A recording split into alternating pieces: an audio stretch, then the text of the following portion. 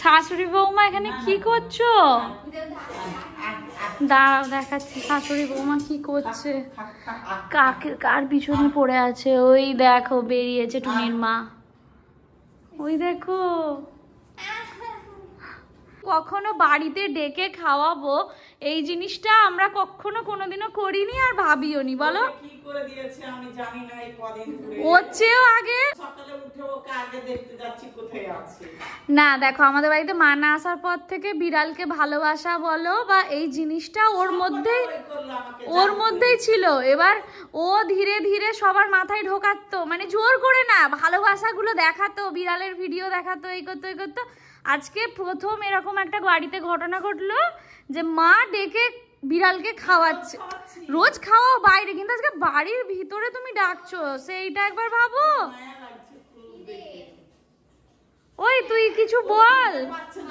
আমার পেছন ভাবছে যে আমাকে আমি ছাড়া কেউ দিতে পারবে না। হ্যাঁ তোমাকে আগে বস করে নিয়েছে।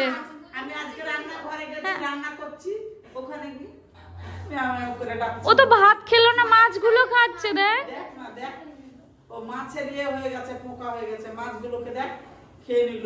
আজকে 1.5 পিস মাছ খেয়েছে। বল কতটা খুশি তুই। মাকে যে পেটস লাভার বানাতে পারলি, কি করে বানালি সত্যি কথা বল। কোন দুয়াটা পড়েছিলি? দুয়া তো পড়েছিলি।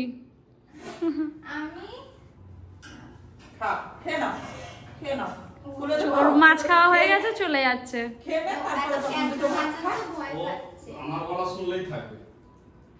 ওই ও শুধু মাছগুলো বেছে খেলো। দেখ ও আমার পেছন পেছন এখন ঘুরছে। ও একমাত্র বেশি আমার গলায় চিনতো।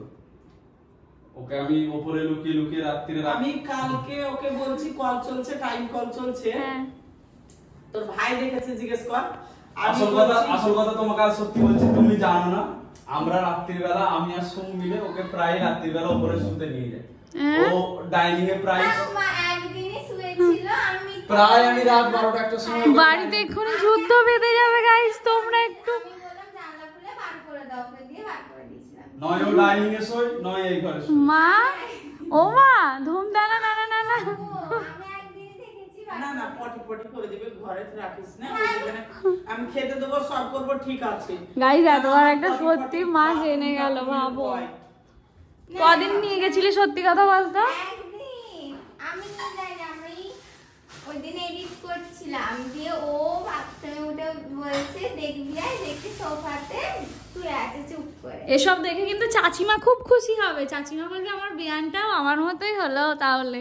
ধীরে ধীরে আমি বাড়ি যাব কি করে সেটা ভাব। ওকে রেখে ওর জন্য অনেকগুলো খাবার বক্স বক্স করে রেখে তারপর যেতে পারো। সত্যি মায়া ফেলে দিয়েছে। যাই হোক, তোমরা কারা পেটস লাভার বা বিড়াল ভালোবাসো জানিও কমেন্টে। কোথায় গেল? ওই দাবি তো ওখানে চলে গেছে। ওই আর খাবি না? মা করেছে চা। বিরিয়ানি দেখে কিন্তু অনেকেরই মনে হবে হ্যাঁ বিরিয়ানি খাই, চলো বিরিয়ানি আনি। আমরাও ভিডিও দেখে অনেক সময় মনে হয় চলো এটা খাই। আজকেও আমি মা নিয়ে চলে এলো আমাদের সবার জন্য বিরিয়ানি। তো বিরিয়ানিটা সত্যি ভালো খেতে। অফিস থেকে আমরা 3 জনে খেয়ে নিয়েছি, 4 জনে। তোমার জন্য মা আলাদা করে লুকিয়ে একটা প্যাকেট রেখেছিল। আমি একটু আলু চেয়েছিলাম, ওখান থেকে তাও দেয়নি, বলেছিল প্যাকেট খুললে ঠান্ডা হয়ে যাবে। চলো দুধ নিয়ে নিয়েছি আমরা 1 প্যাকেট। চলে তো আসলাম ফ্ল্যাটে। আর আসার পরে জানো এত গরম লাগে, দরজাটা খোলার পর এসিটা চালিয়ে মোটামুটি 5-7 মিনিট 10 মিনিট তো রাখতে হবে, তবে ঠিকঠাক টেম্পারেচারে আসে। এত বিভৎস গরম। তো যাই হোক এখন আর বকবো না, ব্লগটা কন্টিনিউ হবে কালকে সানডে, দেখতে থাকো। হ্যাঁ, রাতে আর ব্লগটা কন্টিনিউ করিনি, সকাল হতেই বানাচ্ছি ব্রেকফাস্টে ডিম টোস্ট আর চা।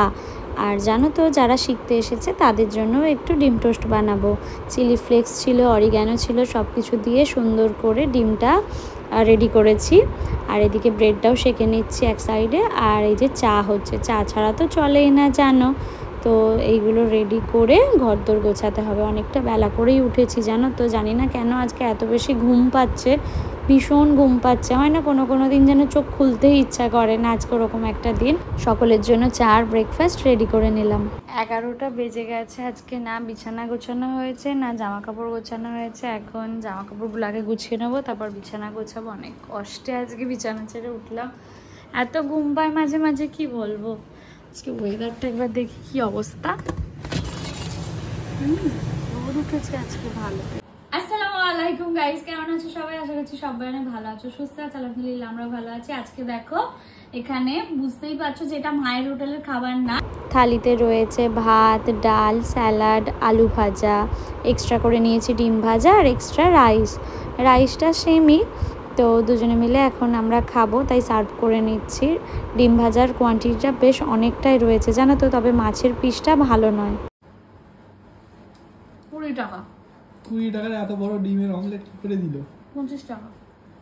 বাড়ছে দাম ধীরে ধীরে, কিছু তো ব্যাপার আছে। 25 টাকা। তাহলে 20 বলেছিলে কেন প্রথমে? এমনি 5 টাকা বলতে ইচ্ছা করছিল, 50 টাকা। অ্যাকচুয়ালি দাম 50 টাকা, কিন্তু আমি জানি না কেন ওখানে অফার লেখা ছিল 25 টাকা। এবার কি ডিম দিয়েছে আমি জানি না। ডিম ভাজাটা বেশ ভালোই ছিল, মাছটা খালি ভালো ছিল না, ডালটাও ভালো। মাছটা ভালো ছিল না বলতে মাছের লেজা দিয়ে দিয়েছিল। টেস্টও নয়, মাছের তরকারিটা অতটা আমার ভালো লাগলো, মানে ঠিকঠাক। মা যেহেতু ভালো মাছের তরকারি বানায় সেই জন্য খেয়ে খেয়ে খেয়ে খেয়ে আর এই বাইরের তরকারি ভালো লাগেনি। বাকি তুমি হঠাৎ করে আমার অর্ডার দিলে কেন? তোমার কাজ ছিল, মাকে বারণ করেছো বাবাকে পাঠাতে। বাবা আবার এতটা আসবে, বাবার কাজ আছে। বাবা এমনি সকালবেলা একটু এসেছিলাম, ফোন করেছিল যাবি, আবার আসবে, ওই জন্য। ভাইয়ারা আজকে ভিডিও পোস্ট করছে, ভাবলাম একটু দেখি অর্ডার দিয়ে। আমাদের এখন বেরোতে 2 ঘন্টা লাগবে, 2-3 ঘন্টা। তোমার কাজ আছে, আমারও এডিট করতে হবে। তো খাওয়া হয়ে গেল। তো রেডি হয়ে গেছি আমি। আর তুমি বলো না যে তুমি রেডি হয়ে গেছো। কি বলছো? আর বলো না যে তুমি রেডি হয়ে গেছো। কেন বলবো না, আমি রেডি হয়ে গেছি। তুমি বলেছিলে রেডি হতে, তাড়াতাড়ি হয়ে গেছি।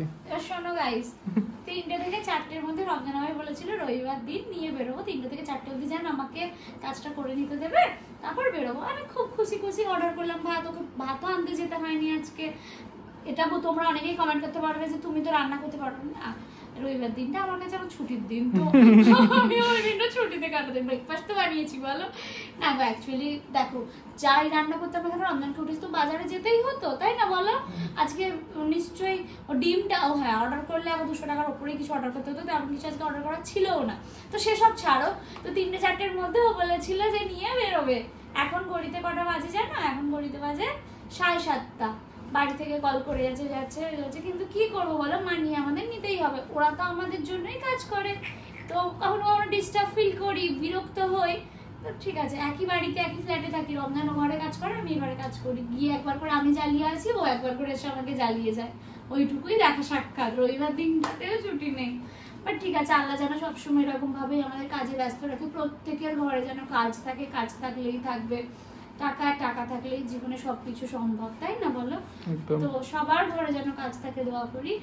আর এবারে আমরা যাবো বাড়ি, তো আর দেরি করে লাভ নেই। আমি রেডি হয়ে গেছি, 7:30 বাজে। লাস্ট ওই একটাই ভরসা, বেরিয়ে কি খাওয়াবে আমাকে? দই ফুচকা খাবো, একটু মিষ্টি নেবো। আর বাবাকে চিকেন আনতে দিয়েছি, বোন বোধহয় চিকেন বানাচ্ছে, তো স্কিপ না করে দেখতে থাকো। এখন আমরা ও বাড়ি যাবো। বেচারা রমজানটা সবে ফ্রেশ হলো, মায়া লাগে, কিন্তু কি করবো বলো। চলো পাঠাতে হবে, যেগুলো বানিয়েছিস ফাইলগুলো সেন্ড করতে হবে। ও বাবা, আবার কতক্ষণ? 5 মিনিট। ওকে চলো। এখন 7:30 বাজে। হ্যাঁ বাবা, আমি তো বোনকে মালিক দিয়ে নিয়ে যেতাম, তুমি আবার আমাকে মালিক দিয়ে নিয়ে যাচ্ছ, দায়িত্ববান। তো যাই হোক, এখন যাবো একটু ফুচকা খাবো, তারপরে হচ্ছে মিষ্টি নেবো। রমজান বলেছে ওকে আজকে 5টা মিষ্টি খেতে দিতে হবে, তাই তো? কি গো, 5টা 6টা 10টা বাস ওই অবধি থেমে যাও আর না। তো চলো, এখন অনেকদিন পর দুজনে মিলে এরকম একসাথে হাঁটছি। প্রত্যেকটা মানে একসাথে পথ চলার অন্যরকম আনন্দ, এক্সপিরিয়েন্স, যেটা আমি মিস করতে চাই না। সুন্দর হাওয়া চলছে, পরে তোমাদের সাথে কথা হচ্ছে। আর আমরা টুকটুক করে হেঁটে হেঁটে হাত ধরে যাই। তুমি খাবে না? না আমি খাবো না। কটা খাবে? 20 টাকার খাবো। কটা হয়? কটা হয়? 20 টাকা, 7-8টা। তুমি খাবে না তো? একাই খাবো। 20 টাকা কটা?